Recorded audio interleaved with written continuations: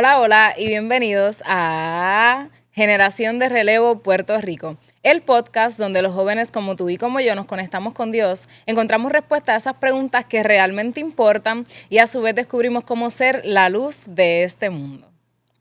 El día de hoy me acompaña un gran hombre de Dios que es apóstol, pastor, doctor en teología y profeta René Mazariego. Bienvenidos. Muchas gracias, Mirelis, por invitarme a este podcast y muchas gracias a todo el equipo de producción de Generación de Relevo por entregarse y tener este espacio para poder edificar y bendecir de alguna manera a todos los que nos ven a través de las redes sociales, a quienes saludo y envío un fuerte abrazo. Amén, qué privilegio que estés aquí con nosotros. El privilegio es todo mío de poder compartir acá, estar en Puerto Rico, poder disfrutar de la Isla del Encanto y estar acá con gente tan linda y tan hermosa. ¿Es la primera vez que visitas Puerto Rico? Es la primera vez que tenemos la oportunidad de estar acá. Hemos estado en muchos lugares, pero estar aquí ha sido de gran impacto para nosotros y gran bendición. Amén, amén. Bueno, pastor, es verdad, para comenzar y la gente te pueda conocer, ¿quién es René Mazariegos?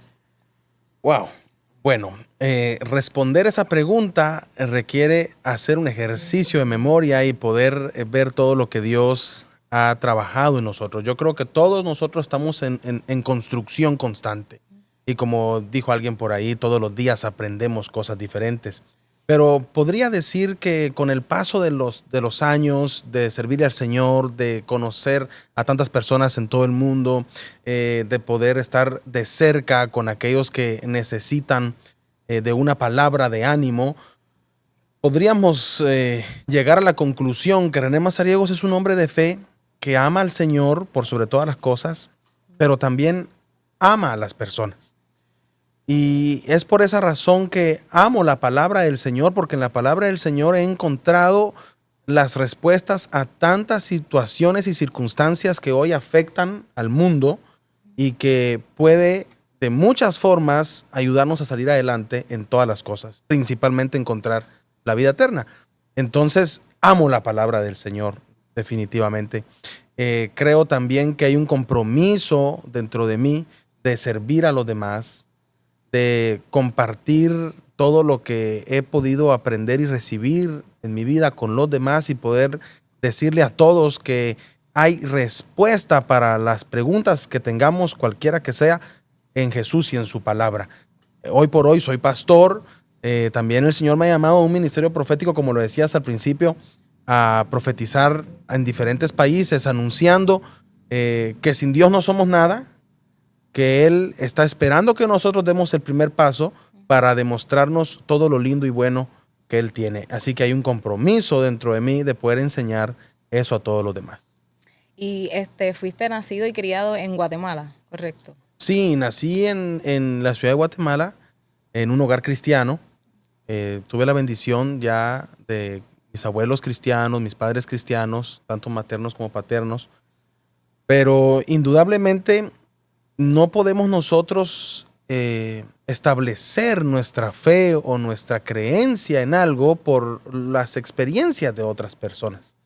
El hecho de haber nacido en Guatemala dentro de un hogar cristiano, ¿por qué menciono esto? Porque Guatemala ha sido un país que ha tenido una bendición enorme de que el evangelio ha sido predicado en todos los departamentos, en los 22 departamentos, y que tenemos muchas iglesias y de alguna manera el evangelio ha sido esparcido en Guatemala y muchos ministros han salido de Guatemala para el mundo, y yo creo también en un avivamiento nuevo para Guatemala fresco. Pero el hecho de que hayan muchos hogares cristianos no excluye a que cada uno de nosotros tengamos un encuentro personal con el Espíritu Santo. Tuve la bendición de nacer en Guatemala, amo Guatemala, y, y de alguna manera el hecho que Guatemala sea un país que nos dé la libertad para buscar al Señor fue una gran bendición para mí. Qué bueno que mencionas eso, porque me dijiste que naciste en un hogar cristiano. Pero, ¿cómo conociste a Jesús y cómo fue ese primer encuentro con Él? Bueno, hay un pasaje en la palabra del Señor que revela que nuestro espíritu da testimonio a nuestro espíritu. Esto es decir, nosotros mismos somos esa tierra donde el Espíritu Santo planta la semilla y nos hace entender que algo dentro de nosotros es diferente porque le pertenecemos. eso ocurrió en mí desde que yo tengo memoria. La primera vez que yo tuve una experiencia con el Señor fue cuando yo tenía 6 años. Wow. Yo recuerdo que mi papá, bueno, mis padres son pastores, él comenzaba con la congregación, yo tenía 6 años entonces para eso, eh, y estábamos todos orando en la casa porque todo comienza en la sala de la casa. Y ahí fue cuando yo empecé a sentir el amor del Señor. Yo recuerdo haber escuchado una voz que me habló y que me dijo que yo era su hijo y que él me había llamado a predicar a las naciones y a que fuera yo la voz de él acá en la tierra. Entonces fue bien impactante porque en ese momento yo recuerdo que en el colegio, en la escuela, a mí me estaban enseñando a leer. Entonces mi respuesta para esa voz, yo entendí dentro de mi espíritu que esa voz era del Señor. No me pregunten cómo, pero yo sabía que era Él. Y entonces mi respuesta fue, pero ¿cómo yo voy a hacer eso si soy niño?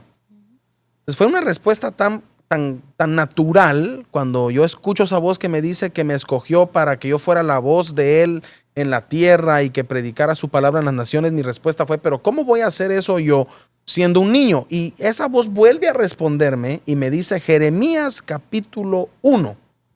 Y entonces yo me levanto, dejo de orar, pido una Biblia y mi papá me da su Biblia y yo la abro en Jeremías capítulo 1. Y cuando yo empiezo a leer, cuando Dios le habla a Jeremías y le dice, Jeremías, yo te di por profeta a las naciones, desde que estabas en el vientre de tu madre te escogí, te di por profeta a las naciones.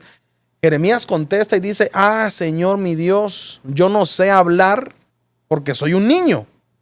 Entonces cuando yo leo eso, causa un impacto tremendo dentro de mí. Y el siguiente versículo dice, la respuesta de Dios para Jeremías, no digas que eres un niño, porque a donde yo te mande irás, y estarás delante de quien yo te diga que estés, y no tendrás temor delante de nadie, porque siempre estaré contigo, dice Jehová, para guardarte y librarte delante de todos. Yo creo que ahí ocurrió una combinación en mi cerebro, dentro de mí, de niño de 6 años que apenas está aprendiendo a leer. Ahí entendí que cuando yo tengo preguntas, Dios me está hablando, pero cuando yo tengo preguntas, ahí Dios me enseñó que no siempre iba a ser esa voz la que me iba a dar las respuestas, sino que Él había dejado un recurso precioso y maravilloso, que es su palabra escrita. Porque yo le dije a Él, pero ¿cómo yo voy a cumplir esa misión si yo soy un niño? Y Él no me responde más que con la palabra. Y yo creo que desde ese momento yo entendí que lo que no escuchara de la voz de Él, lo iba a encontrar en su palabra. Y creo que ahí comenzó la pasión por la escritura. Y ahí yo me comprometí con el Señor a cumplir esa misión. ¿Y a los 9 años comenzaste tu ministerio? Bueno, luego viene la siguiente fase. Yo creo que Dios trabaja en temporadas, trabaja en fases. Él es un Dios de procesos. Todo lo hace bien. No en nuestro tiempo, sino en el tiempo perfecto. Cuando yo cumplo 9 años, no recuerdo si yo estaba haciendo algo. No recuerdo, pero lo que sí tengo presente es haber visto que alguien venía hacia donde yo estaba. Y entonces era temprano. Y cuando yo voy viendo que alguien estaba acercando, como que uno enfoca para ver quién es. Y cuando yo enfoco, yo no veo a nadie. Y entonces yo me quedo pensando. Y estaba una mujer de Dios ahí en la casa con nosotros. Mamá de un apóstol muy reconocido en Guatemala. Muy conocido. Y entonces ella se me queda viendo porque ella me estaba observando que yo vi algo, pero al mismo tiempo no vi a nadie. Y entonces me dijo, usted tuvo una visión. Y yo volteé a verla y sorprendido, yo tenía 9 años, entonces yo no sabía exactamente lo que era tener una visión. Entonces yo me le quedo viendo sin responder nada, porque yo seguía pensando en que había visto a alguien de blanco y resplandeciente, porque eso es lo que recuerdo. Y entonces ella se levanta y ella me dice lo que la voz me había dicho 3 años atrás. El Señor lo llamó a ser la voz de Dios en la tierra, a predicar su palabra. Usted va a ir a muchos países y el ministerio en usted no va a comenzar mañana, comienza hoy. A partir de hoy usted es profeta y a partir de hoy usted comenzará a profetizar y a predicar y a enseñar. Y fue un asunto tan impresionante porque desde ese día, nosotros estábamos, ya me recuerdo, preparándonos para ir al colegio. Cuando yo llego al colegio, ¿en qué grado estábamos? Primaria, tal vez era tercero primaria, tercer grado de primaria. Yo comencé a profetizar. Yo entro al salón y empiezo con el profesor y luego con el amiguito y con los otros amiguitos. Y el Espíritu Santo empezó a manifestarse. Qué lindo recordar todo eso. Y desde ese día hasta hoy, eso no ha dejado de pasar. En el colegio, en el supermercado, los hoteles, en los aeropuertos, en donde sea, Él siempre se manifiesta. Así que desde los 9 años comenzaste el ministerio como profeta. A los 9 años comencé el ministerio como profeta y a estudiar la palabra. ¿Y a pastorear como tal? Bueno, la situación tiene un paréntesis. Yo tengo un accidente a los 14 años. Yo estoy entrenando para jugar fútbol.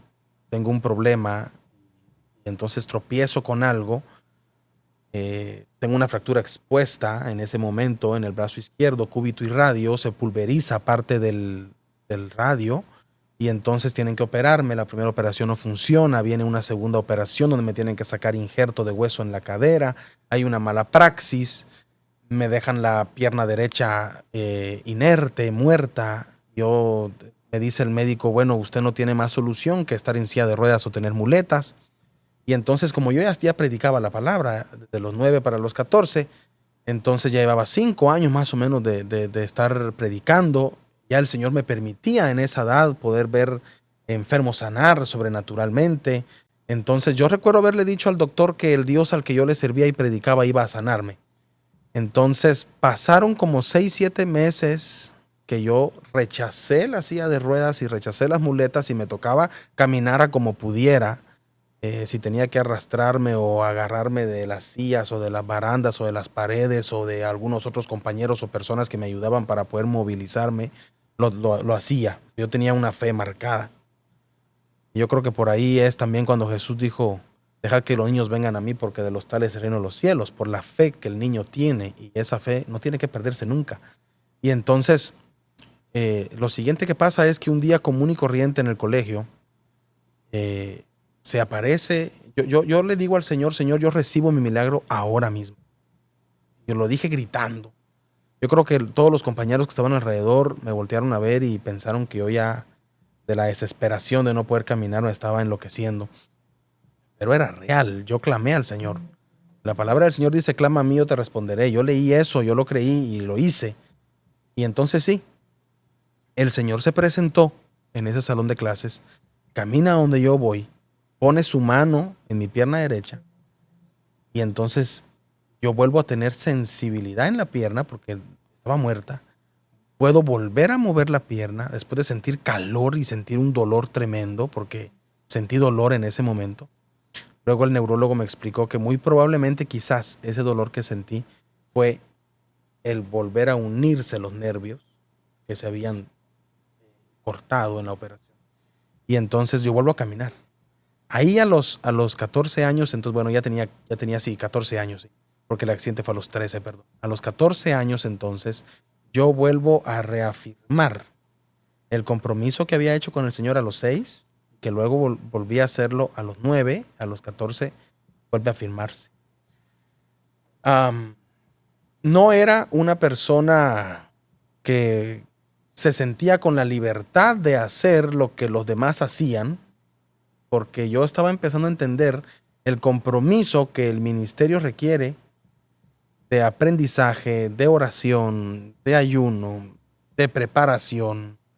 El poder dirigir un ministerio no solamente es tener los dones, hay que tener la preparación en la palabra. Y no solo preparación en la palabra, que es vital y lo más importante, pero también hay que saber administración, también hay que saber ahora con la tecnología, hay que saber de publicidad.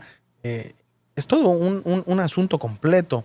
Y tener esa responsabilidad me motiva a mí a muchas cosas que eran demasiadas, pero ninguna era lo que mis demás compañeros o amigos hacían. Nadie pensaba en lo que yo pensaba. Y eso era un poco difícil de entender, ¿verdad?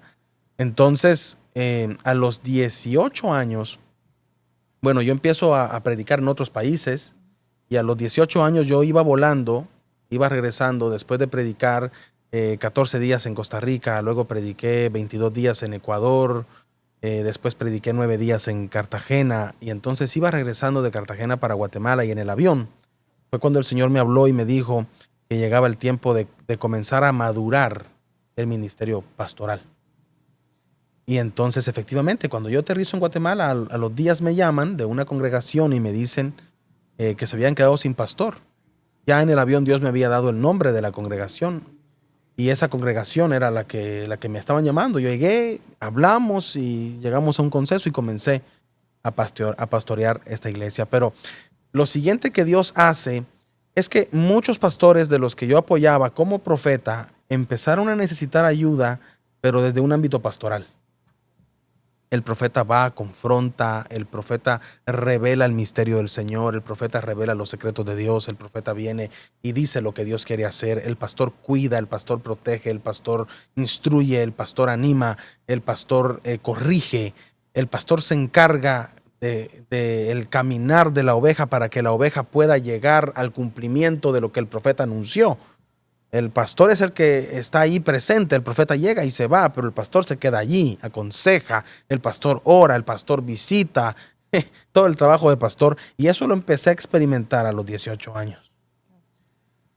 Me voy a adelantar un poquito, no sé si me vas a preguntar algo de esto, pero voy a meterme ahí.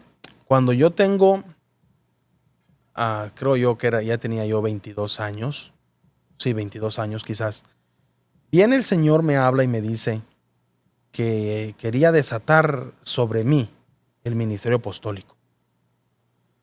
Y entonces yo le dije al Señor que a mí no me interesaba los títulos, no me interesaba que me dijeran apóstol, que me dijeran pastor, a mí me pueden decir René, hay quienes me tienen otros apodos. Y yo no tengo problema con eso porque no es el título lo que a mí me va a definir, sino lo que el Espíritu Santo va a hacer a través de mí por lo que yo estoy haciendo en él, que lo hago porque en su gracia, favor y misericordia me rescató y me salvó y me redimió y transformó. Entonces yo le digo al Señor que yo no tengo interés en recibir algo que tenga que ver con lo apostólico. Hemos notado en diferentes países y lugares que lo apostólico ha sido criticado, objeto de señalamientos, objeto de críticas y de tanta cosa. Pero entonces el Señor me dice es que yo te estoy llamando a comenzar a crecer en el ministerio apostólico. Y entonces yo vengo y le digo, Señor, yo no lo puedo aceptar porque yo no tengo la edad para ser un apóstol. Yo tenía 21, 22 años. Y entonces, qué chistoso que yo dijera que no tenía la edad para ser apóstol. Porque el Señor me responde y me dice, ¿a qué edad te llamé yo a ser pastor? Pues a los 18. Ok, ¿y a qué edad te llamé a ser profeta? Pues a los 9. Entonces, ¿por qué me vienes tú a decir que no tienes edad para ser apóstol? Si tampoco en tu cabeza tenías edad cuando te llamé a ser pastor, tampoco la tenías cuando te llamé a ser profeta. Y entonces allá no tuve yo nada más que decir al Señor. Recuerdo que yo sentí la presencia del Señor muy fuerte y el Señor empezó a llenar mi corazón de su presencia, de su amor, de su poder. Y ahí comienza entonces el ministerio apostólico. Eso fue, creo yo, no sé hace cuánto tiempo fue, pero en el lapso de 5 años, 6 años, despuesito de la pandemia, en un lapso de 6 años, el Señor nos lleva, después de aceptar el ministerio apostólico, el Señor nos ha llevado en estos últimos 6 años a 55, 60 ciudades en 30 países en 3 continentes. Año 2023, 2024, íbamos a Guatemala nada más a recargar la maleta y cambiar la ropa y de regreso al avión, predicando. Hemos visto milagros tan extraordinarios, cosas que Dios ha hecho tan impresionantes después de aceptar ese llamado. Luego viene el Señor y me habla, estábamos en Israel, cuando el Señor me dice, quiero que regreses a Guatemala y que fundes una nueva iglesia. Entonces ahí se me complica todo porque nosotros teníamos ya, digo nosotros porque yo me casé y entonces ya estábamos los dos casados. Y entonces ahí se complican muchas cosas porque digo yo, ¿y cómo vamos a organizar todo lo de los viajes y poder fundar la iglesia? Regresamos a Guatemala y hace 1 año, 6 meses fundamos una nueva iglesia, se llama Manantial de Vida. Y ahora el Señor nos tiene trabajando en la congregación, nos tiene viajando y por si fuera poco, te mencioné que tiene una pasión por la palabra del Señor.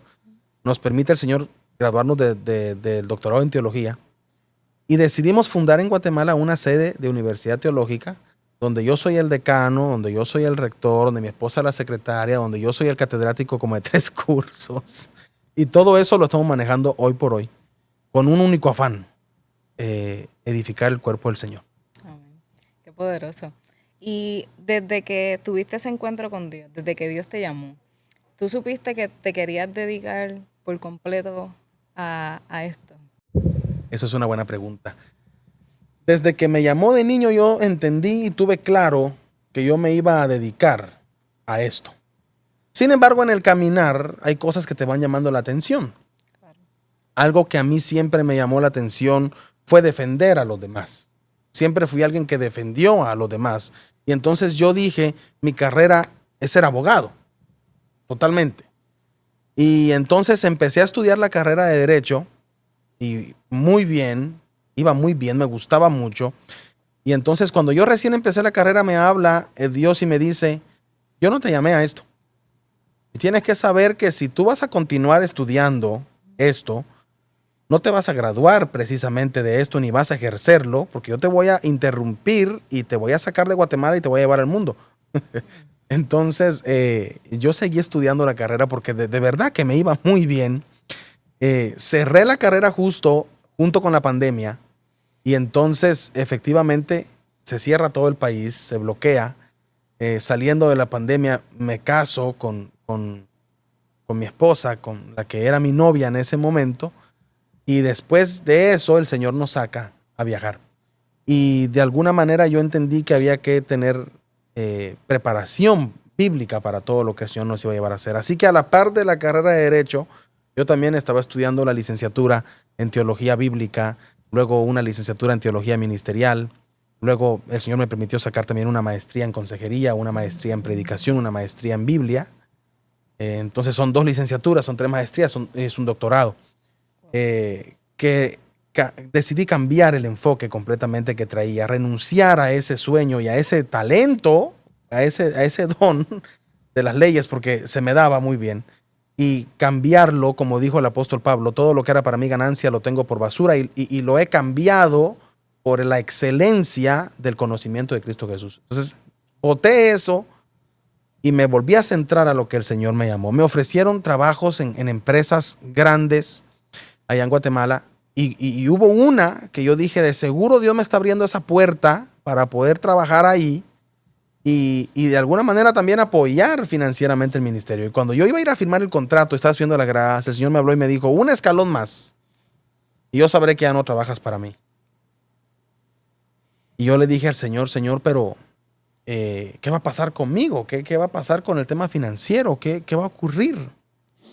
Pero Dios se ha encargado de maneras tan impresionantes y con mucho trabajo también, de parte nuestra, de todo. Dios es así. Es el mejor. ¿Y cómo fue ese proceso de casi licenciarte como abogado a dedicarte, ¿verdad?, al Señor por completo? Porque a veces uno tiene algo en mente y cuando Dios te cambia los planes, pues, ¿cómo fue ese proceso?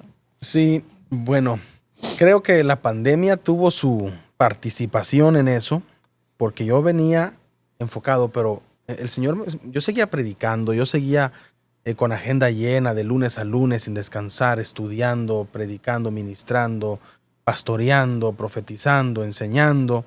Dios me habla y me dice que ya había llegado el tiempo de casarme. Yo creí que me iba a casar muchos años después. Y el Señor me dice, no, es ahora.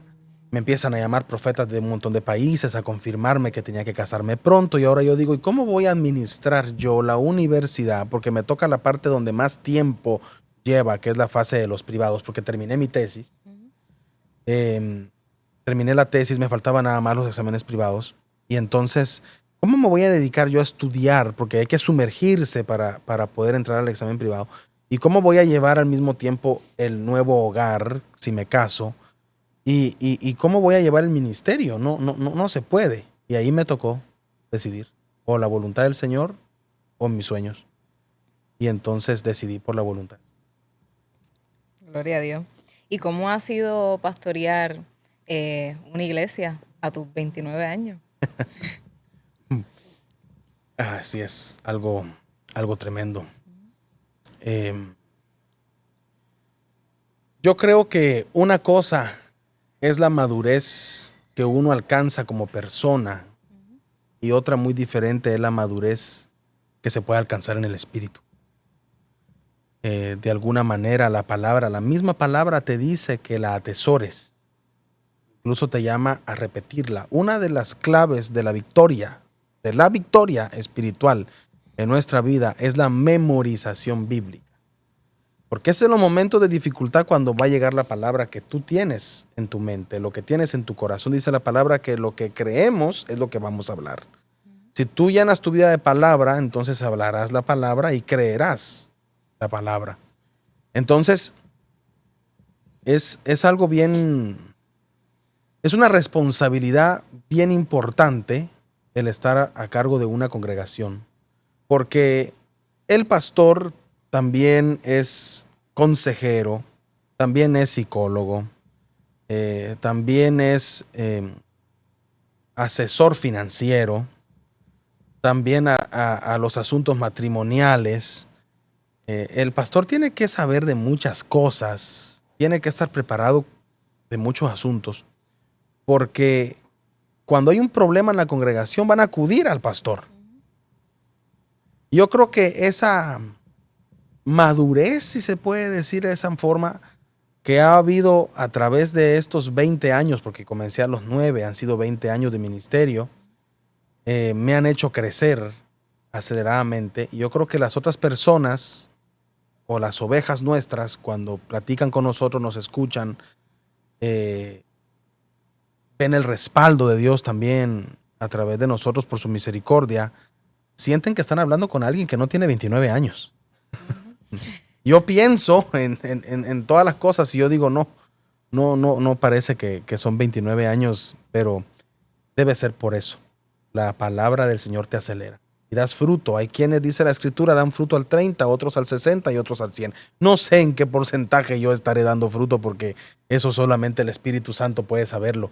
Pero lo que sí habla de avanzar y madurar. Vas a comenzar al 30, vas a avanzar al 60 y algún día, cuando seamos perfeccionados por el Señor, como dijo el apóstol Pablo en 1 Corintios 15, 50 al 53, cuando seamos transformados, ahí daremos al 100% de seguro. Pero vamos en eso, ir dando frutos y avanzar. Esa es la meta. ¿Algún mensaje que le puedas dar a esos jóvenes, verdad, que quizás tienen su vida planificada y Dios los ha llamado a hacer algo, pero no saben qué hacer? Algo que les puedas decir. Yo creo que la determinación que debe estar dentro de nosotros es siempre hacer la voluntad del Señor. Dentro del ámbito ministerial, porque he aprendido que mi vida ministerial no es mi vida espiritual. El hecho que prediquemos, que enseñemos, que instruyamos, que profetizamos, no debe excluir donde todo empezó, en la oración, en el aprendizaje de la palabra, en el ayuno, ahí en el secreto, ¿verdad? Entonces, tenemos que tener una determinación nosotros de qué vamos a hacer con nuestra vida, lo que nosotros queremos o lo que Dios quiere. La misma Escritura dice que la voluntad de Dios es buena, agradable y perfecta. Entonces, si yo quiero que lo que pase en mi vida sea agradable, sea bueno, e incluso ir caminando a la perfección, mi tarea es entonces asegurarme que lo que yo voy a hacer sea la voluntad de Dios. Dentro de este llamado, esa es una de mis tareas diarias. Asegurarme que lo que voy a hacer sea la voluntad del Señor. Porque muchas veces tomamos decisiones, planificamos, pero no le consultamos a Dios. Ocurren cosas negativas en el camino y cuando la situación se sale de control, entonces acudimos a Dios. Pero ¿por qué acudir a Dios después que cometemos las equivocaciones? Mejor vamos antes para que Él nos diga cómo hacer las cosas y de esa manera tratar lo más posible de que no nos equivoquemos y caminar en su voluntad. Entonces, ¿qué seguridad nos da el estar pendientes de la buena, agradable y perfecta voluntad de Dios? Que aunque pasemos situaciones difíciles, nosotros tenemos la certeza que eso fue parte del plan de Dios y que entonces la situación no se va a destruir. Jesús le dijo a los discípulos, entren a la barca, iremos al otro lado. Cuando los discípulos iban en mar adentro, la barca casi se hunde. Empezó a ser golpeada por las olas, por los vientos, pero los discípulos no estaban en esa barca por su cuenta de gana. Ellos estuvieran durmiendo, no remando en la madrugada.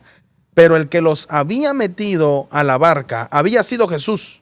Jesús los metió. Fue la voluntad de Jesús que ellos estuvieran en la barca a esa hora de la madrugada en mar adentro. Ellos empezaron a asustarse, pero se les olvidó el detalle. No estamos aquí porque nosotros queremos. Estamos aquí porque Jesús nos envió. Y si Jesús nos envió y nos metió en este barco, entonces Él no va a permitir que la cosa se salga de control. Jesús aparece y hace un milagro maravilloso y extraordinario. Entonces, nuestra vida es lo mismo. Si lo que estamos haciendo hoy es Jesús el que nos puso a hacerlo, si en lo que estamos metidos hoy fue Él el que nos metió, si lo que hoy estamos emprendiendo fue Él el que nos dijo que lo emprendiéramos, aunque venga la tormenta, aunque vengan los vientos, aunque venga la tempestad, aunque vengan las cosas negativas, tenemos que saber que como Jesús nos envió, entonces Él siempre dará la cara por nosotros y nos va a defender. Pero cuando no es Él y es nuestra iniciativa, es ahí donde entran la duda, la incertidumbre, la aflicción, la demora, el tiempo de espera. Y yo creo que todos tuviéramos una vida con menos ansiedad y con menos estrés si antes de decidir le preguntáramos a Él. Pregúntale siempre al Señor si lo que estás pensando es de Él. Mucha gente dice, si la puerta se abre, es de Dios. Pero no todas las puertas que se te van a abrir van a ser de Dios.